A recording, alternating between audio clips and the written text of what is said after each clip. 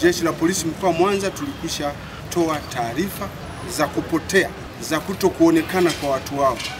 Taarifa tulizotoa zimefafanua kila kitu na mazingira ambayo watu wao waliweza kutoweka.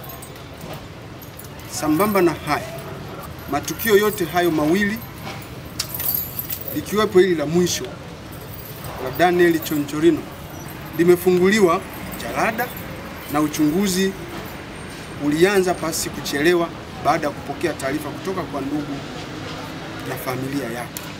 Mpaka sasa uchunguzi wa tukio hilo unaendelea na hakuna mtu ambaye hatujaweza kufanikiwa kujua walipo. Na kwa sababu hizo tumeendelea kuwataka ndugu, jamaa, marafiki wazidi kutusaidia.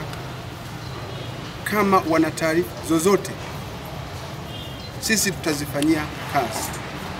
Lakini pia Jeshi la Polisi limeendelea kufuatilia, hasa ukitilia maanani kwamba huyu wa mwisho ana familia sehemu 3: Tarime, Mwanza na Dar es Salaam.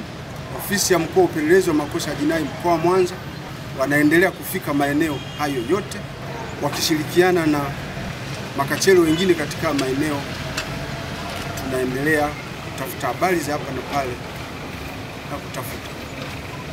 Wito wetu kwa wananchi ni kwamba washirikiane na Jeshi la Polisi ambalo lipo kazini katika kutafuta watu wao na pengine kujua nini kilichojiri kabla ya matukio haya. Juzi tulipokea taarifa, tulimsikiliza kiongozi mmoja wa wafanyabiashara ambaye amezidi kutukumbusha na kutuomba Jeshi la Polisi tujitahidi kumtafuta Bwana Daniel.